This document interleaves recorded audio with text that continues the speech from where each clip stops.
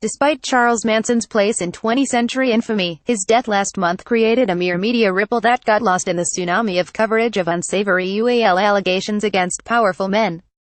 There was, however, one striking commonality in the reporting on both the seemingly irrelevant mass killer and the suddenly ubiquitous abusers: the use of the word monster. It's hard to argue the point in Manson's case. He was consistent in his monstrosity from the moment he took his clan into the California desert to the day he died. Anyone who listened to Jailhouse Charlie for more than a sentence felt the evil. So if we were intent on applying a dehumanizing label to anyone, Manson would be our guy. Which is why we ought to recoil at that same epithet being used indiscriminately to describe the likes of Matt Lauer, Charlie Rose, Louis C.K., Al Franken and others outed in the wake of the disturbing allegations against Harvey Weinstein. Weinstein himself, under investigation in Manhattan for rape, has been crucified in the court of public opinion before getting one day in actual court. The monstering has taken place during everything from on-the-record tirades by high-profile women to analytical articles to cartoon panels. After actress Rose McGowan called Weinstein a monster, author Jessica Valenti upped it to legitimate monster. Uma Thurman displayed schadenfreude over Weinstein's extended shaming because he doesn't deserve a bullet. Press Hilton monstered director James Chubak, while an entire Twitter page is devoted to monstering producer Brett Ratner. Charlie Rose got monstered in boldface headlines. Here is Jill Filipovic on Lauer's nice guy persona: most men who do terrible things don't present themselves as monsters. Another writer on CK. Somehow we never came away from Louis thinking, masculinity is so toxic and Louis C.K. is a monster. We seem inclined to portray today's offending men as UAL stick figures, characterless except for their prurience, utterly lacking in redeeming social value. Message amplified in Times cover piece on the magazine's Person of the Year, the silence breakers. They must not only be rendered unemployable, but their legitimate legacies must be erased. CK's forthcoming film will no longer forthcome. HBO not only cancelled his upcoming show but scrubbed his archives from its on-demand menu.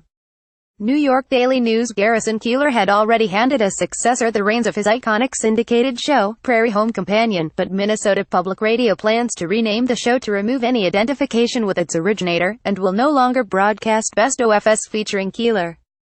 Russell Simmons has been edited out of his own HBO show.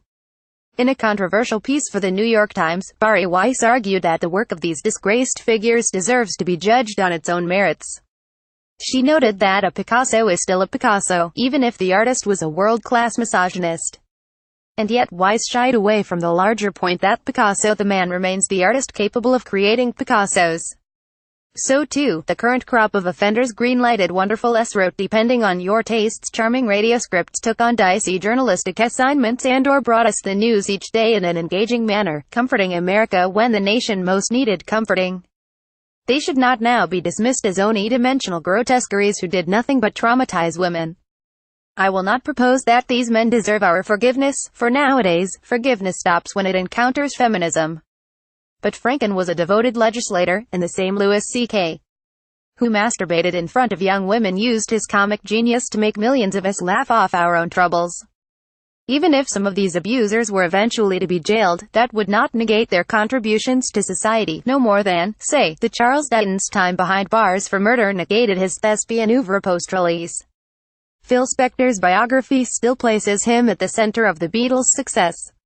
USC continues to prominently celebrate O.J. Simpson for breaking all those tackles and rushing records while wearing the school's colors. Al Belaghetti images to erase Simpson's exploits at USC would be in effect to expunge USC's 1967 national championship and O.J.'s pivotal role in what some regard as the greatest bowl game ever played. How, then, to justify removing a Harvey Weinstein's producer credit from a litany of films and TV series? This is not a case of even Hitler loved his dogs, for the current crop of abusers aren't Hitlers, either. They are object lessons in the fundamental enigma that is human nature. Leaving aside the occasional Manson, we are all complex, incongruous composites of good and bad who should not be defined, assigned value, by our worst characteristics. One wonders how many of today's holier thanthas would volunteer to be judged in the public sphere by their darkest moments or any monsters in their own closets. Salerno is a freelance writer and author of Sham: How the Self-Help Movement Made America Helpless.